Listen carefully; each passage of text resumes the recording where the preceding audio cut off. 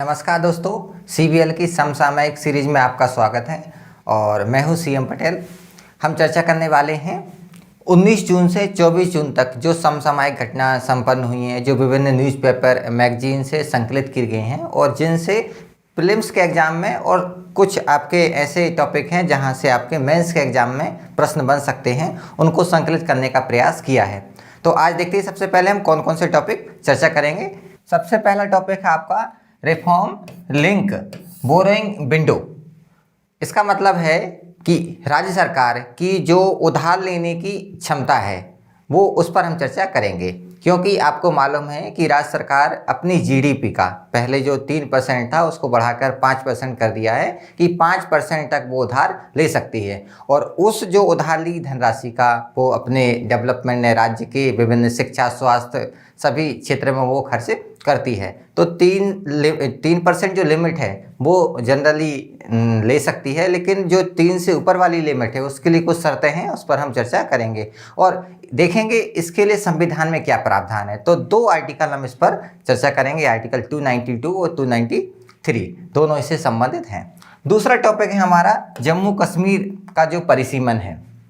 आप जानते हैं जम्मू कश्मीर को आर्टिकल 370 के तहत विशेष राज्य का दर्जा प्राप्त था, लेकिन अब ये विशेष राज्य का दर्जा समाप्त हो चुका है। तो इसके लिए जो विधानसभा और लोकसभा की, राज्यसभा की सीटें हैं उनके निर्धारण के लिए परिसीमन आयोग का गठन किया जा रहा है और इसलिए चर्चा में है। तो ये परिसीमन आयोग निर्वाचन क्षेत्रों का, इन सीटों का निर्धारण करेगा। तो इस के सारे एस्पेक्ट पर हम चर्चा करेंगे। परिसीमन आयोग क्या होता है, इसकी नियुक्ति कैसे होती है, इसमें कितने मेंबर होते हैं, कैसे कार्य करता है और क्या इसकी सीमाएं हैं। ठीक है। नेक्स्ट है भारत में जो फिल्मों पर सेंसरशिप है उसके लिए भारत सरकार के द्वारा एक एक्ट लाया गया है। उस एक्ट के माध्यम से, या जैसे मैं कहूँ विधेयक लाया गया है, जिसमें पुराना जो हमारा एक्ट है उसमें संशोधन किया जा रहा है। तो सेंसरशिप संबंधी जो नियम कानून है वो और उसके संबंध में आपके सर्वोच्च न्यायालय के द्वारा जो निर्णय दिया गया है उस पर भी हम चर्चा करेंगे। तो आइए सबसे पहले टॉपिक पर हम चर्चा करते हैं। उससे पहले हम कुछ प्रश्न इनसे बन सकते हैं। इस बार हम क्या नया थोड़ा कुछ चेंज कर रहे हैं कि जो हम टॉपिक पढ़ेंगे उससे संबंधित जो आपके एमसीक्यू है, प्रीलिम्स एग्जाम में क्वेश्चन बन सकते हैं, उनको भी देखेंगे और साथ में इस टॉपिक से जो आपका मेंस का जो क्वेश्चन बन सकता है उस पर भी हम चर्चा करेंगे। तो एक क्वेश्चन है हमारा कि परिसीमन आयोग के संबंध में निम्नलिखित कथनों पर विचार करें। परिसीमन आयोग की नियुक्ति संसद करती है। दूसरा, आज तक 4 परिसीमन आयोग गठन किए जा चुके हैं। तो 2 जो हमारे कथन हैं उनमें से हमें देखना कौन सा सही है। तो इसका जवाब हम जवाब पर या उत्तर पर चर्चा करेंगे। आप ही इसका जवाब देंगे क्योंकि हम जो टॉपिक पढ़ेंगे उससे ये कवर हो जाएगा। ऐसे ही हमारा दूसरा प्रश्न है जिसमें फिल्म प्रमाणन के लिए केंद्रीय बोर्ड के संबंध में 2 कथन दिए गए हैं और उन कथन का हमें सही विकल्प चयन करना है। तो इसका जवाब भी आप ही देंगे, है ना। हालांकि मैं भी इसका जवाब बताऊंगा जैसे ही हमारा लेक्चर खत्म होगा। मेरा कहने का मतलब आप देंगे कि जैसे ही हम ये टॉपिक खत्म करेंगे तो ऑटोमेटिक आप इसके जवाब देने में सक्षम होंगे। और इसके अलावा तीसरा या मेंस का हम पहला क्वेश्चन है कि राज्यों की वित्तीय स्वायत्तता से आप क्या समझते हैं। उधार लेने की बढ़ी हुई सीमा सहकारी संघवाद की स्थापना में किस प्रकार सहायक होगी, चर्चा कीजिए। तो ये मुख्य परीक्षा में प्रश्न बन सकता है। अब ये प्रश्न शामिल करने से फायदा क्या होगा कि हम जब बार बार हर वीक में हर टॉपिक के, मतलब आप पॉलिटी के क्वेश्चन जो हम पढ़ेंगे तो 2 एमसीक्यू सॉल्व करेंगे, तो एमसीक्यू सॉल्व करना आप सीख जाएंगे। और दूसरा है कि एमसीक्यू लगातार आपकी नज़रों से गुजरते जाएंगे और इनमें से जब आपके एग्जाम में एमसीक्यू आएंगे तो आपको वहाँ टाइम बहुत कम लगेगा। और ऐसे ही आप मेंस क्या करेंगे, मेंस का आंसर आप खुद लिख कर देंगे तो मेंस की आंसर राइटिंग भी आपकी यहाँ से साथ होती चले जाएगी। तो जो फुल तैयारी होती है, मतलब प्री के साथ साथ मेंस की तैयारी, आप इसके माध्यम से उससे गति प्रदान कर सकते हैं। तो इन प्रश्नों पर हम चर्चा करेंगे टॉपिक के बाद। अब सबसे पहला जो हमारा टॉपिक है राज्यों के लिए रिफॉर्म लिंक जो बोरिंग विंडो है ना, उस पर हम चर्चा करने वाले हैं। तो भारतीय राज्य में रिफॉर्म लिंक बोरिंग विंडो के कारण वित्तीय वर्ष 2020-21 का जो बजट था उसमें 1.6 लाख करोड़ का अतिरिक्त उधार लेने का जो निर्णय लिया गया था मतलब राज्यों को ये क्षमता दी गई थी, अधिकार दिया गया था कि वो उधार की जो क्षमता है उसको बढ़ा सकते हैं, और इससे उन्हें इतना मतलब 1.6 लाख करोड़ अतिरिक्त उधार लेने की क्षमता बढ़ी थी। अब क्या हुआ कि अर्थव्यवस्था में अभी क्या हो, कोविड की महामारी के कारण ये बहुत प्रभावित हो रही है और इसके प्रतिकूल प्रभाव हमें देखने को मिल रहे हैं। इनसे निपटने के लिए अभी मांग की जा रही है कि जो उनकी उधार लेने की क्षमता है इसको और बढ़ा देना चाहिए। अब इसके बढ़ाने से क्या होगा, है ना, और बढ़ाने के प्रोविजन क्या है, कैसे ये उधार ले सकते हैं, उस पर हम चर्चा करते हैं।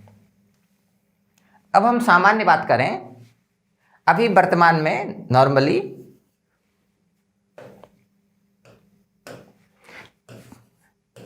जो 3% है, जो किसी भी राज्य की जीडीपी मतलब सकल घरेलू उत्पाद है, उसका 3% कोई राज्य उधार ले सकता है। उधार लेने की अगर हम बात करें तो 2 आर्टिकल यहाँ संबंधित हैं, आर्टिकल 292 और दूसरा आर्टिकल है 293। 292 कहता है कि जो केंद्र सरकार है ना, उसे संसद कानून के माध्यम से ये अनुमति देगी, जितनी की वो क्षमता है, जितनी की वो गारंटी रिटर्न करने की ले सकते हैं, उतना मतलब सरकार, केंद्र सरकार क्या कर सकती है, उधार ले सकती है, ठीक है ना। और इसके लिए नियम कौन तय करेगा, संसद।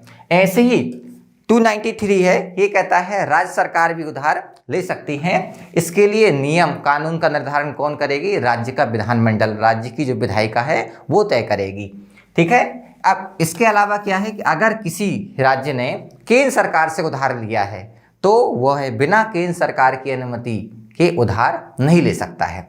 अब आप जानते हैं चूंकि सारे ही राज्य लगभग केंद्र सरकार से उधार लेकर बैठे हुए हैं, इसलिए अनिवार्य हो जाता है कि बिना केंद्र की अनुमति के उधार नहीं ले सकते हैं, ठीक है ना। तो ये 2 आर्टिकल आप थोड़ा याद रखिएगा, इससे संबंधित हैं।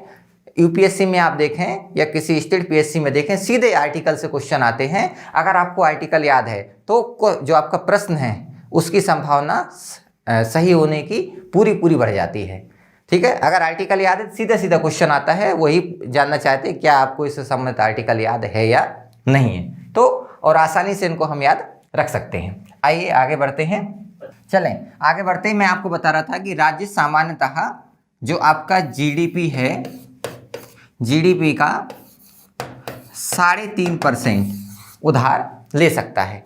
इसके अलावा 0.5% और राज्य चाहे अगर आवश्यकता है तो वो उधार ले सकता है। लेकिन उसके बाद जो 1% है ना, मतलब ये 4% तो हो गया, राज्य उधार ले सकता है नॉर्मली, लेकिन 1% के लिए कुछ शर्त है ना। वो शर्त क्या है, वो शर्त ये है ना, उसके लिए क्या है, अक्टूबर 2020 में केंद्र सरकार ने क्या है, 4 सुधार जो महत्वपूर्ण सुधार हैं उनके क्रियान्वयन के लिए अपने सकल घरेलू उत्पाद मतलब राज्य का जो जीडीपी है उसका 1% अतिरिक्त उधार लेने की अनुमति प्रदान की थी, है ना। 4% ले सकता है, लेकिन अगर 5% मतलब 1% और लेना है तो उसके लिए कुछ जो कार्यक्रम हैं उनमें उसे सुधार करना होगा, उनका व्यवस्थित बेहतर क्रियान्वयन करना होगा, उनमें अव्वल आना होगा। उसमें क्या है, सबसे पहला एक राष्ट्र एक राशन कार्ड जो प्रणाली है या जो कार्यक्रम है, योजना है, इसका जो क्रियान्वयन है वो सही तरीके से किया जाए। अब एक राष्ट्र एक राशन कार्ड क्या है, आप जानते हैं कि पूरे राष्ट्र के लिए, पूरे देश के लिए एक ही राशन कार्ड की योजना सरकार के द्वारा प्रारंभ की है। अब अभी क्या होता था कि जैसे आप अगर मध्य प्रदेश में निवास करते हैं और आप उत्तर प्रदेश जाते हैं तो आपको उत्तर प्रदेश का अलग से राशन कार्ड बनवाना पड़ता था, मध्य प्रदेश का राशन कार्ड वहाँ पर काम नहीं करता था। अब ये वन नेशन वन जो आपका कार्ड है, मतलब एक राष्ट्र है तो एक राशन कार्ड होना चाहिए। तो इससे क्या होगा, आप मध्य प्रदेश के निवासी हैं और आप पहुंच गए कहाँ, राजस्थान, तो आपको वहाँ अलग से राशन कार्ड बनवाने की ज़रूरत नहीं है। उसी राशन कार्ड में आपकी सारी जो पहले की हिस्ट्री है वो तो शामिल रहेगी और वही आपका काम करेगा। तो इससे जो माइग्रेंट होते हैं, जो एक राज्य से दूसरे राज्य में जो प्रवास करते हैं, जो मजदूर का काम करते हैं, उन्हें ये दिक्कत जाती है, वो दिक्कत नहीं जाएगी। इसका व्यवस्थित तरीके से, इस सिस्टम का व्यवस्थित तरीके से क्रियान्वयन करना है, ये पहली शर्त है। दूसरा है ईज ऑफ डूइंग बिजनेस, मतलब जो व्यापारी है, जो बिजनेस है, जो इंडस्ट्रियल है, उद्योगपति जो कारखाने लगाते हैं किसी राज्य में जाकर, उन्हें अपने बिजनेस करने में ईज ऑफ डूइंग बिजनेस मतलब व्यापार करने में, बिजनेस करने में सहजता और सरलता अनुभव होना चाहिए। जब किसी राज्य में कोई अगर अपनी कंपनी खोलता है, कोई कारखाना, कोई फैक्ट्री लगाता है, तो जब वो उसकी फाइल जाएगी तो वहाँ पर उसे भटकना ना पड़े, उसे आसानी से अप्रूवल मिल सके, है ना। मतलब उसे बिजनेस करने में जो जो सुविधाएं वो चाहता है वो सरकार के द्वारा प्रोवाइड की जानी चाहिए। मतलब एक सरल शब्दों में कहूँ, उद्योग मित्र सरकार होना चाहिए। ठीक है। तीसरा है शहरी स्थानीय निकाय उपयोगिता में सुधार। मतलब जो शहरी निकाय हैं, जो अर्बन बॉडीज़ हैं, नगर निगम, नगर पालिका है, नगर पंचायत, इनके द्वारा शिक्षा है, स्वास्थ्य है, इनके सेक्टर में इनकी योजनाएं हैं, उनका व्यवस्थित क्रियान्वयन किया जाना चाहिए। राज्य सरकार की योजनाएं हैं, उनका व्यवस्थित क्रियान्वयन किया जाना चाहिए। इसके अलावा चौथा है विद्युत सेक्टर में, जो विद्युत क्षेत्र है उसमें सुधार किया जाए। विद्युत उत्पादन होता है, उत्पादन के बाद उसका जो वितरण होता है, तो वितरण में जो विद्युत का लॉस होता है, जिसे हम पारेषण कहते हैं, वो कम से कम होना चाहिए। ठीक है। तो ये अगर 4 में से कोई राज्य 3 सुधार को भी सही तरीके से व्यवस्थित क्रियान्वयन कर लेता है तो उसे पूंजीगत व्यय के लिए 2000 करोड़ रुपए अतिरिक्त सहायता प्रोवाइड की जाएगी केंद्र सरकार के द्वारा। अब देखिए, एक शब्द लिखा पूंजीगत व्यय। पूंजीगत मतलब कैपिटल एक्सपेंडिचर का मतलब होता है कि जहां हम पैसे खर्च करते हैं उस पैसे खर्च करने से दोबारा पैसे उत्पन्न हो, इसी को तो पूंजी कहते हैं। आप जानते हैं ना, पूंजी का मतलब ही होता है कि अगर आपने 100 रुपये कहीं खर्च किए तो अब उन 100 रुपये से आपको आय प्राप्त होगी, मतलब फिर आय आपको मिलेगी या संपत्ति अर्जित होगी। ऐसी संपत्ति जो पुनः संपत्ति अर्जित करने की क्षमता रखती है उसे हम क्या कहते हैं, कैपिटल कहते हैं या पूंजी कहते हैं। ठीक है। तो ऐसी जगह खर्च करने को मिलेंगे जहां से पूंजी जनरेट हो, पूंजी का उत्पादन हो। ठीक है। चले आगे चलते हैं, चले आगे बढ़ते हैं हम। तो one nation one ration card प्रणाली में सुधार करना पहला। इसका जो उद्देश्य है, राष्ट्रीय खाद्य सुरक्षा अधिनियम जो हमारा 2013 का है, इसके तहत व अन्य जो कल्याणकारी योजनाएं हैं उसके तहत जो लाभार्थी हैं जिनको लाभ मिलना चाहिए, विशेष रूप से जो प्रवासी श्रमिक हैं, जो एक राज्य से दूसरे राज्य प्रवास कर लेते हैं, उनके परिवार, देश भर में कहीं भी उनको जो उचित मूल्य की दुकान होती है जहां से उनको राशन मिलता है, उनको सुविधाजनक तरीके से आसानी से राशन प्राप्त हो सके, ये पहला। दूसरा आते हैं, साथ ही इसका उद्देश्य क्या है, लाभार्थियों को बेहतर तरीके से लक्षित करना। अभी सबसे बड़ी समस्या क्या है कि जिस व्यक्ति को लाभार्थी होना चाहिए, कई बार उसका लाभार्थी की लिस्ट में नाम ही नहीं होता है, और जिन व्यक्तियों को लाभ की कोई ज़रूरत नहीं है, पर्याप्त धनी लोग हैं, उनके आपके देखो फर्जी राशन कार्ड की जो प्रॉब्लम आपने सुनी होगी समय समय पर, कितने फर्जी राशन कार्ड रद्द किए गए, जहां जिन लाभार्थियों को लाभ मिलना चाहिए उनको लाभ न मिलकर जिनको नहीं मिलना चाहिए, जिनके पास संपन्नता है, उनको इनका लाभ मिल रहा है। तो सबसे मेन क्या है, लाभार्थियों को बेहतर तरीके से लक्षित करना, फर्जी जो डुप्लीकेट हैं या अपात्र हैं राशन कार्डों को समाप्त करना। तो इससे क्या होगा, कल्याण को, मतलब जो संसाधनों का उपयोग या जो संसाधनों पर लाभार्थियों का अधिकार था वो अपात्र लोगों पर जा रहे थे, अगर उनको हटा दिया जाए तो जिनको मिलना चाहिए लाभ, उनको लाभ मिलेगा। तो जो कल्याण को बढ़ावा देने का जो उद्देश्य है वो हमें प्राप्त हो सकेगा। अब इसके लिए सरकार के द्वारा क्या, सभी राशन कार्डों को आधार से जोड़ दिया। ठीक है ना। लाभार्थियों का बायोमेट्रिक ऑथेंटिकेशन या प्रमाणीकरण और राशन की दुकानों के स्वचालन संबंधी सुधार किए हैं, मतलब वो सिस्टमेटिक से चल सकें, उनको बायोमेट्रिक से जोड़ा जाए, ऑनलाइन रिकॉर्ड रखा जाए। तो इसके माध्यम से क्या है, वन नेशन वन कार्ड प्रणाली में सुधार किया जा सकता है। चलें आगे आते हैं। दूसरा बिंदु है ईज ऑफ डूइंग बिजनेस है, उसमें सुधार। तो सबसे पहला क्या है, जिला स्तर पर जो व्यापार योजना है उसमें सुधार किया जाए। दूसरा, विभिन्न जो अधिनियम हैं, जो कानून हैं, उसके द्वारा जो व्यवसायी हैं उनका पंजीकरण, प्रमाण पत्र या अनुमोदन कहें हम, लाइसेंस का नवीनीकरण, जो लाइसेंस है उसे रिन्यू कराना पड़ता है, तो जिनकी जो आवश्यकता है इनको समाप्त कर दिया जाए। फिर अधिनियम के तहत एक कंप्यूटरीकृत केंद्रीय अचानक निरीक्षण प्रणाली का क्रियान्वयन किया जाए। अभी क्या होता है कि अगर किसी मामले की या किसी हमें उचित मूल्य की दुकान है या किसी भी उसकी जांच करना है या कोई आपका मामला इसकी जांच करना है, तो अचानक अगर जांच होगी तो क्या होगा कि वो व्यक्ति है, वो संस्था है, वो कार्यालय है, वो अपना बचाव पक्ष तैयार नहीं कर पाएगा। लेकिन क्या होता है कि किसी की जांच होनी है, अब उसी को पहले से मालूम है कि आज हमारी जांच होने वाली है, तो वो अपने काम को सिस्टमेटिक कर लेता है सिर्फ दिखावे के लिए, तो जांच में वो कमियां उजागर नहीं हो पाती हैं। लेकिन इसमें क्या लिखा, अचानक निरीक्षण किया जाए, है ना, औचक निरीक्षण बोलते हैं इसे, तो वो जिस स्थिति में उस स्थिति में उसकी जांच हो पाएगी, और अगर वो व्यवस्थित तरीके से काम नहीं कर पा रहा तो उस पर कार्यवाही की जा सकती है। तो इस प्रणाली के माध्यम से, इन कार्यों के माध्यम से ईज ऑफ डूइंग बिजनेस को बढ़ाया जा सकता है, इसमें सुधार लाया जा सकता है, स्मूथली इसमें हम काम कर सकते हैं। नेक्स्ट है हमारा कि जो शहरी स्थानीय निकाय हैं इनमें सुधार किया जाए। इसमें सबसे पहला क्या है कि राज्यों में शहरी स्थानीय निकाय हैं, इनको वित्तीय मजबूती प्रदान की जाए। जब फाइनेंशियल सबसे बड़ी समस्या इन सेक्टर में, या जो अर्बन बॉडीज हैं या लोकल आपकी ग्रामीण बॉडी है, इनमें सबसे बड़ी समस्या है कि वित्त की कमी है। अगर इनको वित्तीय मजबूती प्रदान की जाए तो क्या होगा, इससे नागरिकों को बेहतर सार्वजनिक स्वास्थ्य, स्वच्छता, मतलब विभिन्न योजनाओं का व्यवस्थित क्रियान्वयन होगा, सुविधाएं प्रदान की जाएंगी। तो इनसे क्या होगा, इनमें सुधार या इनमें मजबूती हमें देखने को मिलेगी। इसके अलावा इन सुधारों के तहत राज्यों में संपत्ति कर है, पानी, सीवेज है, शुल्क की न्यूनतम दरों को निर्धारित किया जाए, अधिसूचित कर दिया जाए, और ऐसा सब कंपलसरी किया जाए कि ये सुविधाएं आपको प्रोवाइड करनी ही है, और ये जो दर हैं वो इस सीमा तक, इस दर तक फिक्स होंगी।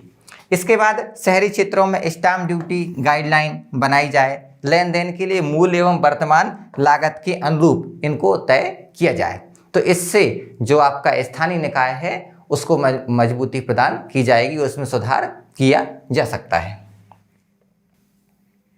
चलें अब चौथा पॉइंट देखते हैं हम। चौथा सेक्टर है विद्युत क्षेत्र में सुधार, है ना। विद्युत के सेक्टर में भी हमें सुधार करना है। विद्युत क्षेत्र में सुधार के तहत राज्य के लिए 3 मानदंडों को पूरा करना अनिवार्य है। 3 मानदंड है। सबसे पहला है समग्र तकनीकी तथा वाणिज्यिक नुकसान में कमी करना।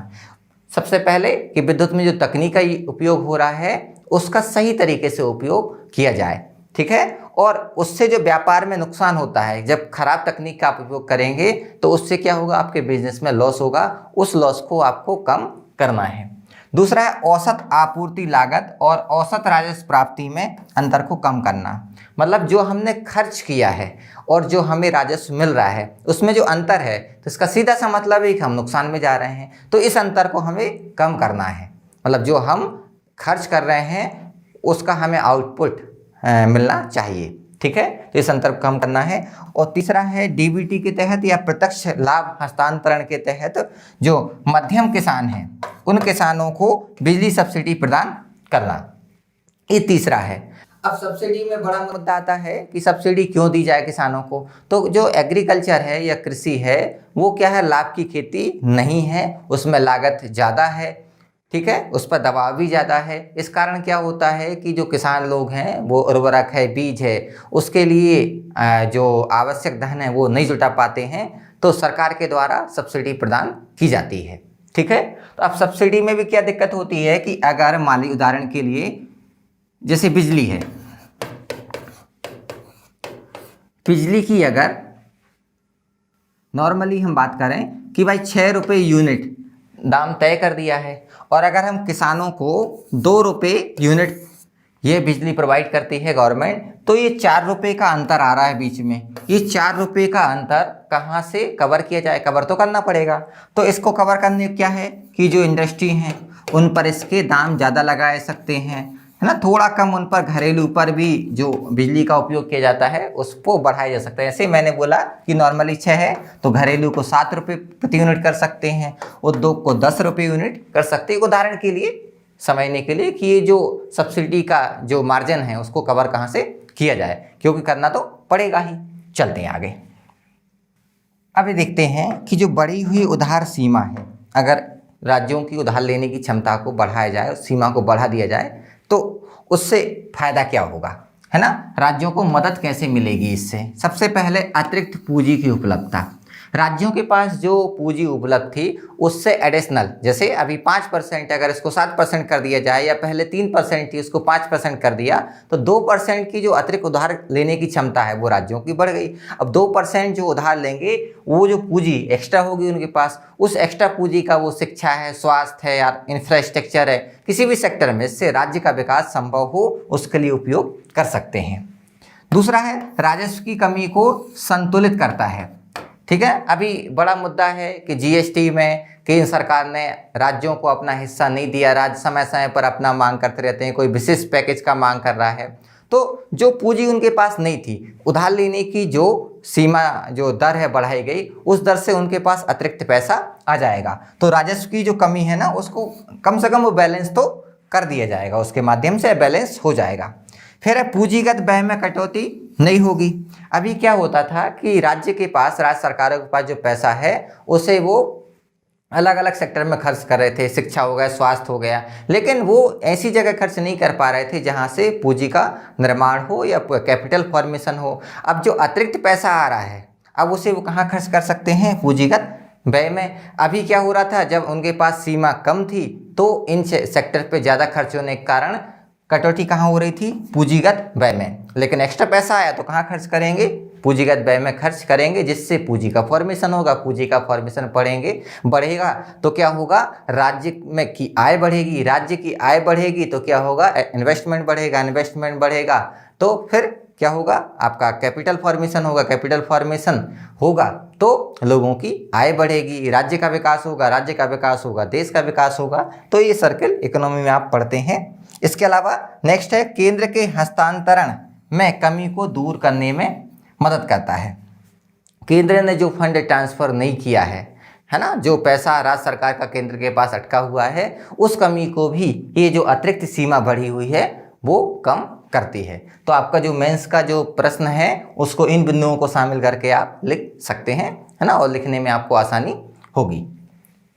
करते हैं, नया टॉपिक है जम्मू कश्मीर का परिसीमन। अभी ये हाल में चर्चा में है क्योंकि जम्मू कश्मीर, आप जानते हैं, पहले विशेष राज्य का दर्जा था, तो जम्मू कश्मीर के उस विशेष राज्य के दर्जे को 2019 में 5 अक्टूबर को समाप्त करके अब इसे क्या 2 भागों में बांटा गया है। एक जो आपका जम्मू कश्मीर है जो यूनियन टेरिटरी है, लेकिन इसमें विधानसभा होगी, और जो लद्दाख वाला एरिया है, दूसरा जो भाग है, उसमें विधानसभा का प्रावधान नहीं किया गया है। तो जम्मू कश्मीर का जो परिसीमन है, इसकी कवायद है ना, या इसकी चर्चा प्रारंभ हो गई है। परिसीमन प्रक्रिया का पूरा होना केंद्र शासन के अधीन शासित प्रदेश में राजनीतिक प्रक्रिया को चिन्हित करेगा। मतलब ये राजनीतिक निर्णय कि कब परिसीमन कराना है सरकार पर डिपेंड कर रहा है। संसद इसके लिए कानून बनाती है, और ये जो परिसीमन है वो जनगणना नियम 2018 के अधीन होगा। जम्मू कश्मीर का जो परिसीमन होता है, ठीक है ना, यह होने वाला है। अगर आप इसके मैप को देखें तो ये हमारा जम्मू कश्मीर था, ठीक है, ये पूरा जम्मू कश्मीर, इसमें ये वाला जो एरिया है इसको जम्मू कश्मीर में शामिल किया गया है, और ये वाला जो एरिया है इसको लद्दाख। दोनों यूनियन टेरिटरी हैं, मतलब केंद्र शासित प्रदेश हैं।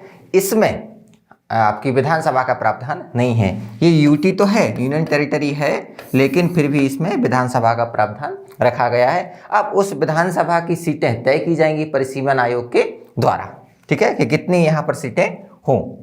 अब परिसीमन होता क्या है, ठीक है, तो चुनाव आयोग के अनुसार किसी देश या विधायी निकाय वाले प्रांत में, किसी राज्य में, है ना, विधायी निकाय का मतलब आपकी लोकसभा है या विधानसभा है, उनकी सीट की सीमाओं को तय करना परिसीमन कहलाता है। मतलब इतनी आपकी लोकसभा की सीटें होंगी और इतनी आपकी जो आपकी राज्यों की विधानसभा है उन विधानसभा की सीटें होंगी। तो इन विधानसभा सीटों या लोकसभा की सीटों का निर्धारण करना क्या कहलाता है? परिसीमन कहलाता है। और इस कार्य को जो करता है उसे कहते हैं हम परिसीमन आयोग, जिसका भी हम चर्चा करेंगे। इसका जो वर्णन भारतीय संविधान के अनुच्छेद 82 में किया गया, जहां कहा गया कि प्रत्येक जनगणना के बाद क्या है, जनसंख्या के समायोजन से जनसंख्या के अनुपात में सीटें तय की जाएंगी। लोकसभा या अपन कहें विधानसभा की, लोकसभा विधानसभा की सीटें तय की जाएंगी। हालांकि ऐसा अनिवार्य नहीं है कि हर जनगणना के बाद ऐसा हो, जिस पर हम चर्चा करते हैं आगे।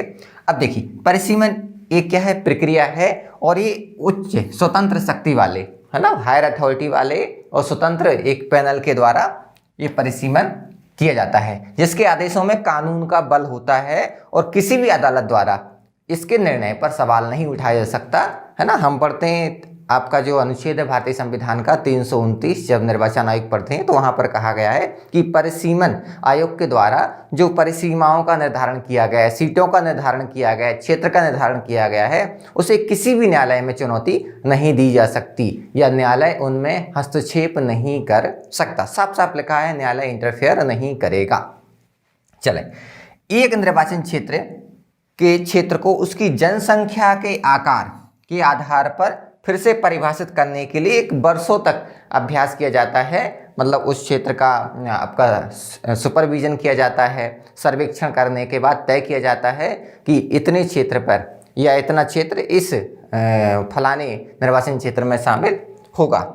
एक निर्वाचन क्षेत्र की सीमा बदलने के अलावा इस प्रक्रिया के परिणाम स्वरूप राज्य में सीटों की संख्या और क्षेत्र में दोनों में बदलाव हो सकता है। मान लीजिए ये कोई निर्वाचन क्षेत्र था, ठीक है, अब क्या है, किसी विधानसभा या लोकसभा की सीटों में बदलाव हो रहा है, तो इस क्षेत्र को कम ज़्यादा भी किया सकता है, क्योंकि सीटें चेंज होंगी तो हो सकता है कि ये निर्वाचन सेम का सेम बना रहे क्षेत्र, या उस क्षेत्र को कम या ज़्यादा भी किया जा सकता है। इस प्रक्रिया में ST और SC के लिए भी विधानसभा में सीटों का आरक्षण शामिल है। मतलब कितनी SC की सीटें होंगी, कितनी आपकी ST की सीटें होंगी, वो भी इसी परिसीमन आयोग के द्वारा तय किया जाएगा। तो इसको भी थोड़ा आप ध्यान रखिएगा।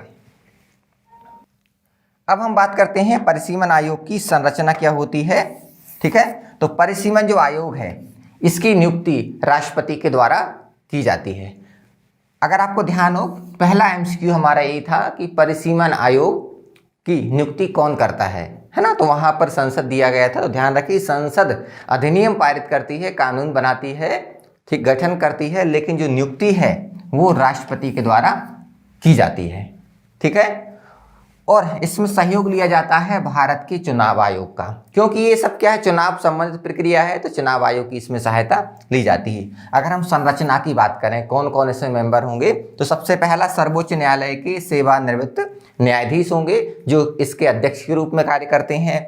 मुख्य निर्वाचन आयुक्त होंगे भारत के, जो इसके सदस्य के रूप में कार्य करते हैं। और तीसरा, जो इस राज्य का परिसीमन किया जा रहा है, उस राज्य के जो निर्वाचन आयुक्त हैं उनको भी सदस्य के रूप में शामिल किया जाता है। तो जो संरचना है इसको आप थोड़ा ध्यान रखिए। सीधा सीधा क्वेश्चन पूछा जा सकता है कि परिसीमन आयोग में कौन सदस्य नहीं होता है, कौन अध्यक्ष होता है, कितने मेंबर होते हैं, है ना, किस अनुच्छेद में इसका वर्णन किया गया है, ठीक है। चलते आगे, नेक्स्ट हम देखते हैं कि परिसीमन के लिए या परिसीमन आयोग के लिए संविधान में क्या क्या प्रावधान किए गए हैं या संवैधानिक आधार क्या है।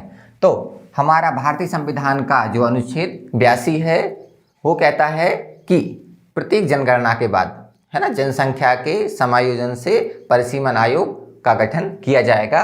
ये संसद के लिए बात करता है। और ऐसे ही एक आर्टिकल है 170, है ना, जिसमें विधानसभा की संरचना भी दी है, लेकिन इसका जो तीसरा क्लॉज है वो कहता है कि विधानसभा की सीटें किसके द्वारा, परिसीमन आयोग के द्वारा तय की जाएंगी प्रत्येक जनगणना के बाद, ठीक है ना। और इसके अनुसार क्या है, निर्वाचन क्षेत्रों का विभाजन किया जाता है। एक बार अधिनियम लागू होने के बाद केंद्र सरकार एक परिसीमन आयोग का गठन करती है ना। पहले अधिनियम बनाया जाएगा और उस अधिनियम के क्रियान्वयन के लिए क्या होगा, परिसीमन आयोग का गठन किया जाएगा। आप जानते हैं कि हमारे यहाँ परिसीमन आयोग अभी सिर्फ 4 बार बने हैं। 1952 के एक्ट के तहत 52 में परिसीमन आयोग बना, 1962 के एक्ट के तहत 1963 में परिसीमन आयोग का गठन किया गया, 1972 के एक्ट के तहत 1973 में परिसीमन आयोग का गठन किया गया, और लास्ट बना था 2002 के एक्ट के तहत 2002 में, है ना। 4 बार परिसीमन आयोग का गठन किया गया है। कब कब, 1952, 1963, 1973 और 2002। ये 4 बार अभी तक परिसीमन आयोग का गठन किया गया। इससे एक बात तय है कि ये अनिवार्य नहीं है कि प्रत्येक जनगणना के बाद परिसीमन आयोग का गठन किया ही जाएगा। जैसे 1981 और 1991 में परिसीमन आयोग का गठन नहीं किया गया है। ठीक है, पहला परिसीमन आयोग कब बना था? तो कोई 1950-51 या 1952 के एक्ट के तहत 1952 में ही परिसीमन आयोग का गठन किया गया था, जिसमें चुनाव आयोग की सहायता ली गई थी। चले आगे चलते हैं। अब हम बात करते हैं जम्मू कश्मीर में परिसीमन, है ना।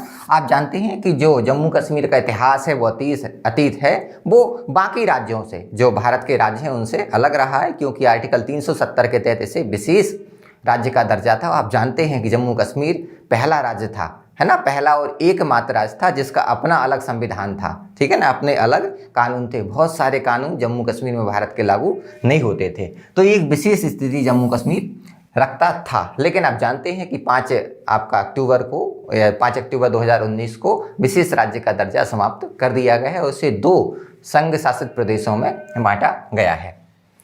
लोकसभा सीटों का परिसीमन तब जम्मू कश्मीर में भारतीय संविधान द्वारा शासित था। जब जम्मू कश्मीर विशेष राज्य का दर्जा प्राप्त वाला राज्य था, उस समय जम्मू कश्मीर में भारतीय संविधान द्वारा जो लोकसभा की सीटें हैं उनका निर्धारण किया जाता था। लेकिन जो विधानसभा की सीटें हैं या विधानसभा सीटों का परिसीमन है वो जम्मू कश्मीर के संविधान के तहत और जम्मू कश्मीर का जो लोक प्रतिनिधित्व अधिनियम 1957 है, जैसे हमारा 1951 है भारत का, वैसे ही 1957 है, क्योंकि 1957 में जम्मू कश्मीर का संविधान बना था। तो जम्मू कश्मीर के संविधान के तहत और जम्मू कश्मीर का जो लोक प्रतिनिधित्व अधिनियम 1957 है, इसके द्वारा राज्य की जो विधानसभा की सीटें हैं वो तय की जाती थी या उनके द्वारा शासित होता था। तो लोकसभा की सीटें तो किसके द्वारा हो रही हैं? भारत के संविधान के तहत। लेकिन विधानसभा की सीटें कहाँ? जम्मू कश्मीर के संविधान के तहत और जम्मू कश्मीर का जो एक्ट है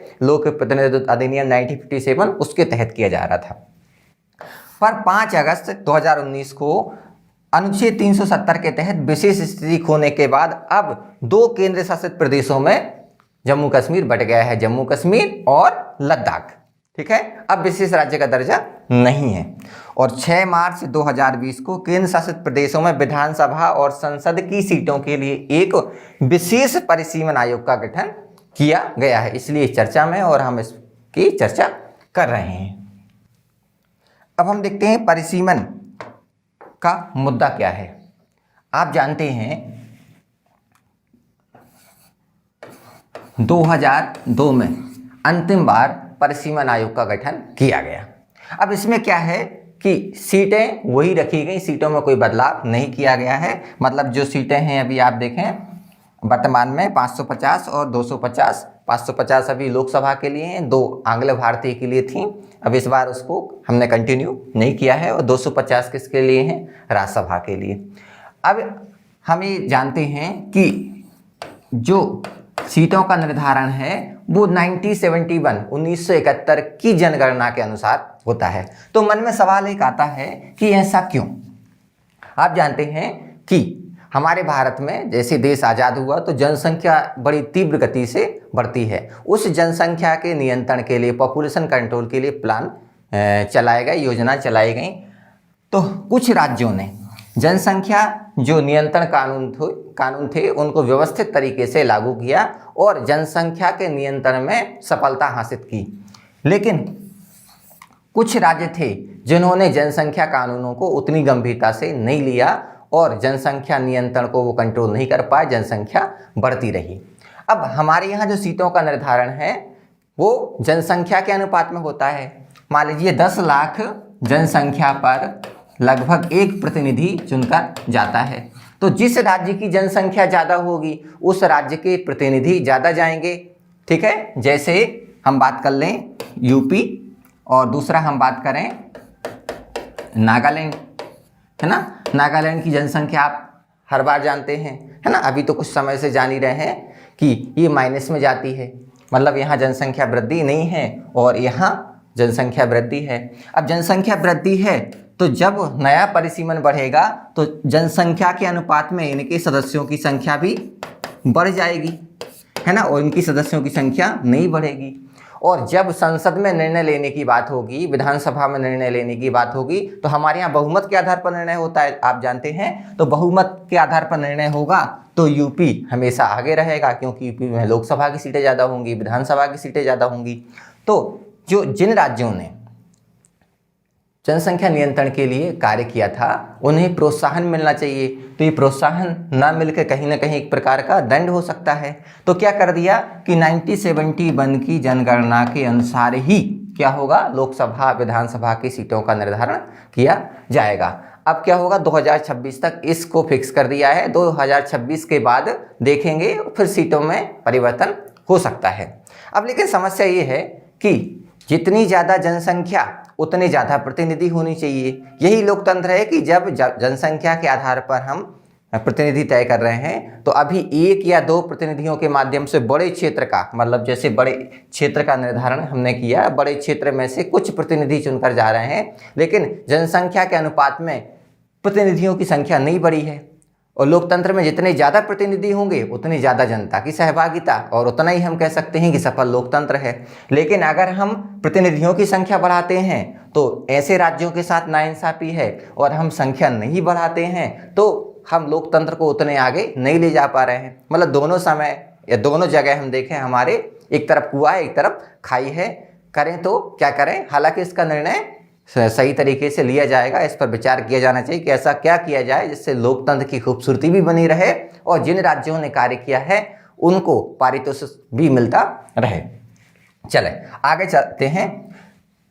तो यही बात हम चर्चा कर रहे थे कि जो राज्य जनसंख्या नियंत्रण में कम रुचि लेते हैं उन्हें संसद में अधिक जनसंख्या या अधिक संख्या में सीटें मिल जाती हैं। परिवार नियोजन को बढ़ावा देने वाले दक्षिणी राज्यों को अपनी सीट कम होने की संभावना का सामना करना पड़ा, क्योंकि जनसंख्या नहीं बढ़ी तो सीटें उनकी स्थिर रह गईं, और जिनकी जनसंख्या बढ़ गई उनकी सीटें बढ़ जाएंगी। इसलिए हमने 1971 की जनगणना के अनुसार ही सीटों का निर्धारण किया है।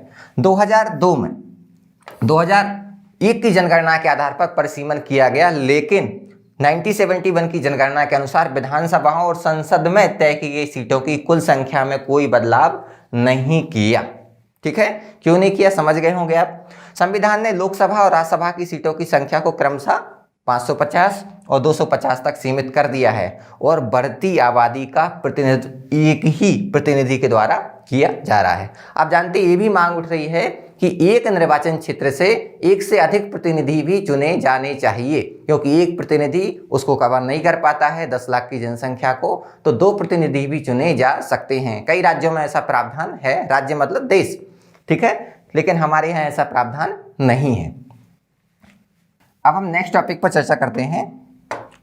नेक्स्ट टॉपिक है भारत में फिल्मों पर सेंसरशिप।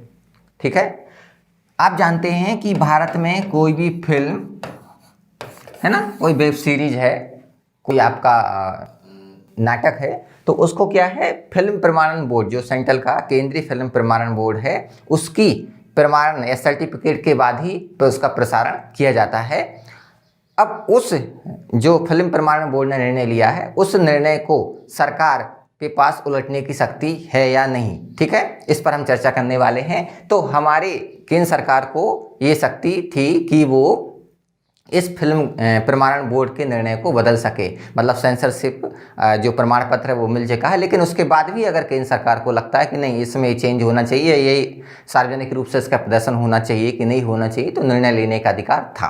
ठीक है, बीच में क्या हुआ कि कर्नाटक हाई कोर्ट ने इस पर निर्णय दिया कि केंद्र सरकार को इसमें पुनः निर्णय लेने का, पुनः निरीक्षण की जो शक्ति है इसकी आवश्यकता नहीं है, केंद्र सरकार को ऐसा नहीं करना चाहिए। ठीक है, सुप्रीम कोर्ट ने भी इस बात को या दोहराया कि हाँ, जो कर्नाटक हाई कोर्ट ने निर्णय दिया है वो सही है। अब सरकार ने क्या है, 2021 का एक सिनेमेटोग्राफ संशोधन विधेयक है ना, बिल लाई है, और इसमें अपनी जो संशोधन शक्ति थी उसको वापस ला रही है, और जनता से पूछा है क्या ये शक्ति वापस लानी चाहिए या इसमें और कोई भी जो नियम है, कानून है या प्रावधानों को शामिल किया जाना चाहिए। आपके विचार आमंत्रित हैं। तो जब जनता के द्वारा इसमें अपने विचार दिए जाएंगे तो उसको फाइनलाइज रूप प्रदान कर दिया जाएगा। नया विधेयक बदले हुए समय के अनुरूप प्रदर्शनी के लिए फिल्मों को मंजूरी देने की प्रक्रिया को और अधिक प्रभावी बना देगा और पायरेसी की खतरे को क्या है, कम करेगा, क्योंकि मौजूदा जो कानून है उसमें स्पष्ट रूप से पायरेसी के लिए प्रावधान नहीं किया गया है। और इसमें 2 समितियों का आप ध्यान रखेंगे। 2013 में बनाई गई थी मुकुल मुदगल समिति और 2016 की जो थी श्याम बेनेगल समिति। इन समितियों की सिफारिशों को भी ध्यान में रखा गया है इस कानून के ड्राफ्ट को निर्माण करते समय। तो ये सीधा सीधा कभी क्वेश्चन आ जाता है कि मुकुल मुदगल समिति है और श्याम बेनेगल समिति है, इनका संबंध किससे है। ठीक है, चले आगे। ठीक है, तो ये भारत के सर्वोच्च न्यायालय ने नवंबर 2000 में कर्नाटक उच्च न्यायालय के एक आदेश को बरकरार रखा था, जिसने बोर्ड द्वारा पहले से प्रमाणित फिल्मों के संबंध में केंद्र सरकार की जो पुनर्निरीक्षण की शक्ति है इसको रद्द कर दिया था। कि केंद्र को आवश्यकता ही क्या है, जब केंद्रीय फिल्म प्रमाणन बोर्ड ने उसको सर्टिफाइड कर दिया है, प्रमाणित कर दिया है, तो दोबारा इसके पुनर्निरीक्षण करने की आवश्यकता केंद्र को नहीं है। हालांकि सुप्रीम कोर्ट ने एक बात कही थी कि अगर विधानमंडल कुछ मामलों में उचित कानून बनाकर न्यायिक कार्यकारी निर्णय को रद्द कर सकता है। ठीक है, अगर कोई ऐसा कानून वो बना दे जिसमें पुनर्निरीक्षण की शक्ति केंद्र सरकार को प्रदान कर दी जाए, तो फिर वो पुनर्निरीक्षण की शक्ति प्राप्त कर सकता है। मतलब केंद्रीय फिल्म प्रमाणन बोर्ड के जो निर्णय है उसका वो रिव्यू कर सकता है। लेकिन जब तक कानून नहीं बनाया गया तब तक उसको ऐसी शक्ति नहीं है। अब हम इसके ड्राफ्ट पे बात करते हैं। मौजूदा जो सिनेमेटोग्राफ संशोधन विधेयक 2021 का जो प्रावधान क्या क्या है। सबसे पहला है कि सरकार सिनेमेटोग्राफ अधिनियम 1952 की धारा 5 जो है ना, 5B के उल्लंघन के कारण शिकायतों की प्राप्ति के बाद पहले से प्रमाणित फिल्म के संबंध में प्रमाणन बोर्ड को पुनः परीक्षण का आदेश दे सकती है। मतलब वो फिर से पुनरीक्षण कर सकती है उस निर्णय का। अगर किसी मामले में फिल्म प्रमाणन बोर्ड ने निर्णय दिया है लेकिन उसको रिव्यू करने की पावर केंद्र सरकार ने अपने पास रखी है। धारा 5B के इसके तहत फिल्मों को प्रमाणन करने के मार्गदर्शन सिद्धांतों से संबंधित है और उसका संबंध हमारे अनुच्छेद 19 के 2 से है। मौजूदा सिनेमेटोग्राफ अधिनियम 1952 की धारा 6 के तहत, मतलब वर्तमान में जो अभी अधिनियम चल रहा है, इसमें भी केंद्र सरकार को पहले से ही किसी फिल्म के प्रमाणन के संबंध में कार्यवाही है ना कि रिकॉर्ड मांगने और उन पर कोई आदेश पारित करने या कोई आदेश देने की शक्ति पहले से ही प्रदान की गई है। यदि आवश्यक हो तो केंद्र सरकार बोर्ड के निर्णय को बदल भी सकती है। ठीक है, तो ये इसमें प्रावधान आपको ध्यान रखना है। पूछ सकते हैं इनमें से कौन सा प्रावधान शामिल नहीं किया गया है। अब जो वर्तमान में हमारा जो विभाजन है, मतलब श्रेणियाँ विभाजित की गई हैं, उसमें और कुछ श्रेणियाँ उपविभाजित की जानी चाहिए। जैसे अभी हम पढ़ते हैं ना, अप्रतिबंधित सार्वजनिक प्रदर्शनी, मतलब अनरिस्ट्रिक्टेड जो एग्जीबिशन है, उसमें संशोधन क्या किया जाए। जैसे श्रेणियाँ भी इसमें भी हम बांट दें कि 7+ मतलब 7 साल से ऊपर वाले बच्चे, फिर 13 साल से ऊपर वाले बच्चे, 16 साल से ऊपर वाले बच्चे, है ना। ऐसे हम कैटेगराइज इसमें कर सकते हैं, इसमें आसानी मिलेगी क्योंकि अब समय थोड़ा बदल रहा है। तो अब बच्चों में भी मैच्योरिटी कम एज में आ जा रही है, तो उसके हिसाब से उसमें हम बदलाव कर सकते हैं और इस बदलाव के हिसाब से हम सामाजिक व्यवस्था को सुचारू रूप से संचालित कर सकते हैं। क्योंकि जो आपकी सिनेमा होती है ना, सिनेमा किसका दर्पण कहते हैं कि समाज का दर्पण होती है, जिसमें बच्चा खुद को देखता है। जैसे आप देखें ना, भारत में कोई मूवी है, अगर उसकी एंडिंग हीरो के पक्ष में नहीं होती है तो उसकी सफलता के चांस कम हो जाते हैं, क्योंकि जब हीरो एक्टिंग करता है तो हम खुद को वहाँ प्रतिस्थापित कर लेते हैं कि हम ही वहाँ पर हीरो हैं और हम खुद को कभी हारता हुआ नहीं देख सकते हैं। तो क्योंकि जब हम उसको देखते हैं तो हमारे मनोभाव पर उसका गहरा प्रभाव पड़ता है। तो कोई भी काम किया जाए, समाज को हम गतिशील संस्कार रूप से, टेक्नोलॉजी रूप से, दोनों से मजबूत करना चाहते हैं, तो हमें ऐसी कैटेगराइज मूवियाँ या जो चलचित्र हैं उनका निर्माण करना चाहिए, ऐसी कैटेगरी हमें बनानी चाहिए। वर्तमान में हम देखें विभाजन कैसा है, तो 4 श्रेणियों में विभाजन किया गया है फिल्मों का। सबसे पहला है अप्रतिबंधित सार्वजनिक प्रदर्शनी, मतलब यू अनरिस्ट्रिक्टेड है, इसे कोई भी देख सकता है। दूसरा है यू ही, मतलब इसको देख तो सकते हैं लेकिन 12 वर्ष से कम उम्र के जो बच्चे हैं उनके लिए माता पिता का गाइडेंस आवश्यक है या उनके साथ वो इनको देख सकते हैं। फिर आपका ये जो सिर्फ अडल्ट है, वयस्कों के लिए है, वयस्क उसको देख सकते हैं। और कुछ ऐसी हैं जो व्यक्ति विशेष या किसी खास वर्ग के लिए, जो ऐसे है ना स्पेशल क्लास के लिए, वो ही इसको देख सकते हैं। उदाहरण के लिए अगर जैसे कोई मूवी बनाई गई है उसमें सर्जरी वाले पार्ट को ज़्यादा दिखाया गया है या मेडिकल संबंधी कोई ऐसी गतिविधि दिखाई गई है जिसे सिर्फ डॉक्टर लोग ही देख सकते हैं, बाकी लोग नहीं देख सकते हैं। हो सकता है कुछ ऐसी जो सिर्फ आर्मी के लोग ही देख सकते हैं। तो ऐसी 4 कैटेगराइज की गई हैं वर्तमान में। इसको और उप विभाजन के लिए जो मैंने आपको बताया कि 7+, 13+, 16+ में और डिवाइडेड किया जा सकता है, जिससे इसको और सरल रूप से हम प्रस्तुत कर सकते हैं।